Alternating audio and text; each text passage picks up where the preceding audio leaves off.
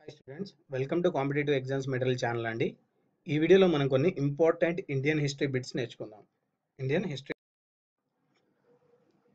First, భారత civil services ఎవరి కాలంలో ప్రారంభించబడింది? భారత సివిల్ సర్వీసెస్ ఎవరి కాలంలో ప్రారంభించబడింది? Lord Cornwallis.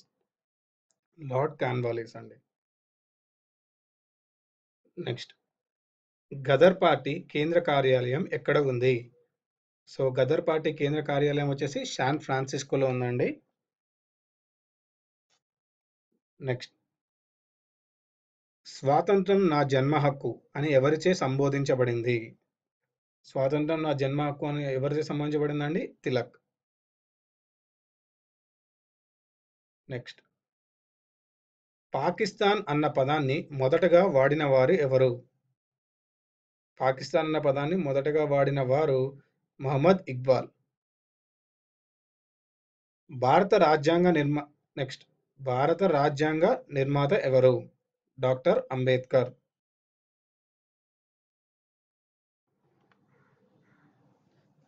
నెక్స్ట్, రౌలత్ చట్టం అమల్లోకి వచ్చిన సంవత్సరం. సో రౌలత్ చట్టం ఎప్పుడు అమల్లోకి వచ్చిందంటే 1919లో అండి. నెక్స్ట్, భారతదేశానికి స్వాతంత్రం వచ్చినప్పుడు కాంగ్రెస్ అధ్యక్షుడు ఎవరు? భారతదేశానికి స్వాతంత్రం వచ్చినప్పుడు కాంగ్రెస్ అధ్యక్షుడు జేబీ కృపలాని.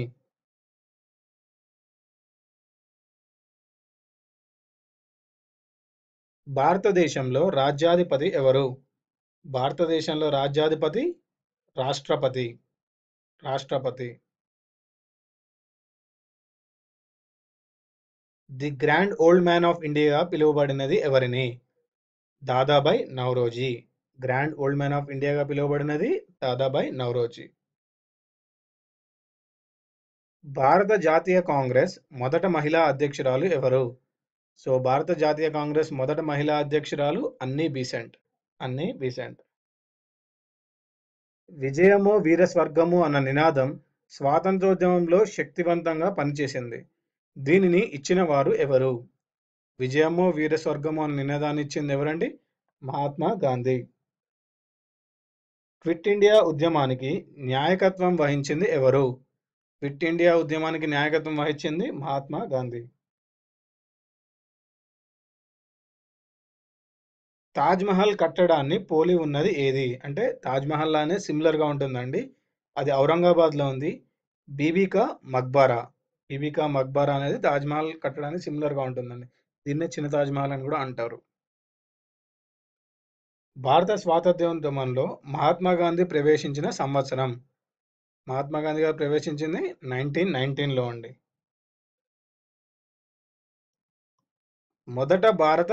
మొదటి భారత గవర్నర్ జనరల్ ఎవరు? సో మొదటి భారత governor general lord mount baton. Lord mount baton.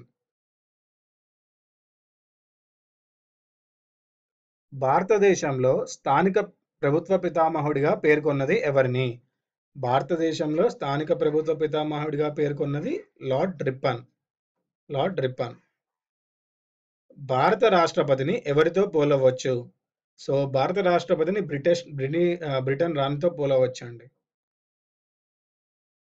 Next, భారత కమ్యూనిస్ట్ పార్టీకి చట్టబద్ధత కల్పించిన సంవత్సరం ఏది? సో భారత కమ్యూనిస్ట్ పార్టీకి చట్టబద్ధత కల్పించిన సంవత్సరం 1945.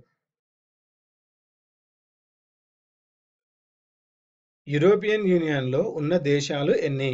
సో టోటల్గా యూరోపియన్ యూనియన్లో 28 కంట్రీస్ ఉన్నాయండి. 28 కంట్రీస్. ఇవ్వండి ఈ వీడియోలోని ఇంపార్టెంట్ ఇండియన్ హిస్టరీ బిట్స్. ఈ వీడియో మీకు నచ్చినట్టయితే లైక్ చేయండి, సబ్స్క్రైబ్ చేయండి, షేర్ చేయండి. వచ్చే వీడియోలో మరికొన్ని ఇంపార్టెంట్ బిట్స్తో కలుద్దాం.